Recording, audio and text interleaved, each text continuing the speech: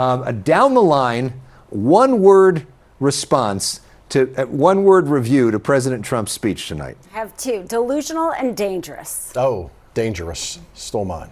Boring. Boring. That's your reaction. And as somebody who's a communications aide who's helped President Trump prepare for events and craft what he's going to say, why do you think it was boring? And sort of what was your other main takeaways from this? I look at President Trump, I think the way that he sees himself, which is the producer in chief, and he's about creating great television.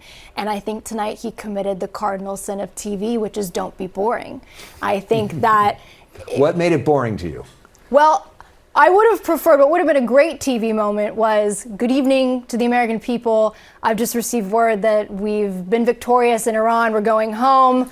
That would have been a great moment. But instead, there wasn't really anything in the speech, I think, that created great TV. I think it's great that we're getting declassified information about foreign interference in an election. However, I think that the real interference that occurred in the 2020 election happened with, big tech and some of the most powerful media apparatuses in our country suppressing the Hunter Biden laptop story. I'm thinking of people like Mark Zuckerberg at Meta who suppressed that story, and now he's at, the UFC fight and Meta gets to put their name on a ballroom. So I think if we want to see real election interference and we wanted to see really good TV, I would have loved to hear Mark Zuckerberg be called out instead of getting an invite to the People's House. Eric, your thoughts on tonight? Well, there wasn't really anything new. We're going to get some of this declassified information, but a lot of it we knew before. There was this dispute within the intelligence community about exactly what China was going to do, blaming it on the whole deep state when Ratcliffe at the time was your director of national intelligence and now your CIA director. So are you saying he or his people blocked it from the president's knowledge? It just seemed like if you're going to do a big primetime speech and you're going to say there's going to be a bombshell, there's going to be something new, you really probably need to deliver something, or else I think it kind of depresses your base. And so I thought it was disappointing in that regard. But also the dangerous part is, I think what he's setting up is, in order for elections to be fair, the rules have to be how I want them. So by that I mean the Save America Act has to pass. And if it doesn't pass, then it's not really fair. And we can't have a democracy based on that. I mean, the Democrats tried desperately to pass the John Lewis Voting Rights Act. They didn't get there. People wanted them to blow up the filibuster to do it. It didn't happen. But they then don't get to say, well, we didn't get the election rules we want, so the 2024 election isn't fair. And I feel like we're setting things up in the future, and that's what I'm nervous about. For the whole idea of either I won or you cheated. Right, and so those are the only two possible outcomes. Right. And look, if you go back to 2020, we all remember January 6th. That's how the story ended, but that's not how it began.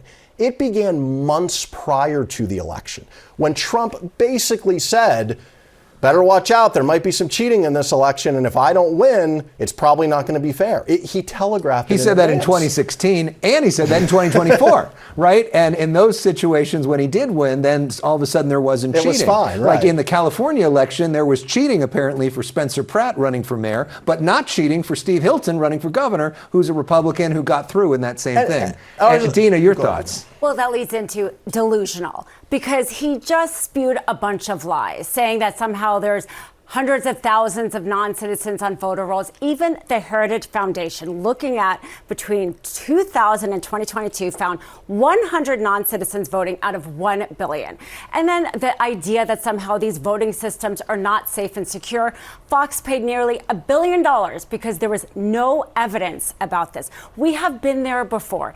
And then it was dangerous because he's directing the FBI and the Department of Justice to somehow investigate and possibly prosecute people in charge of the 2020 elections.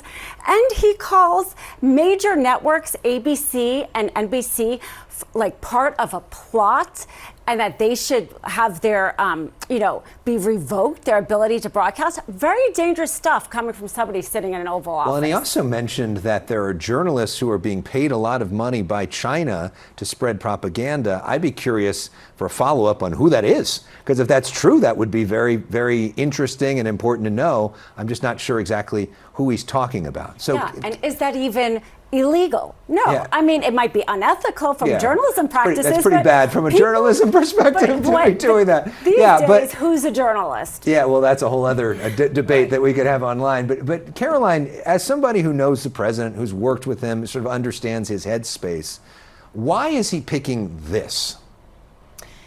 I think it's a little bit of a Hail Mary to maybe turn out people before the midterms. I think the president would prefer to win the midterms, but I don't think he's really afraid to lose them.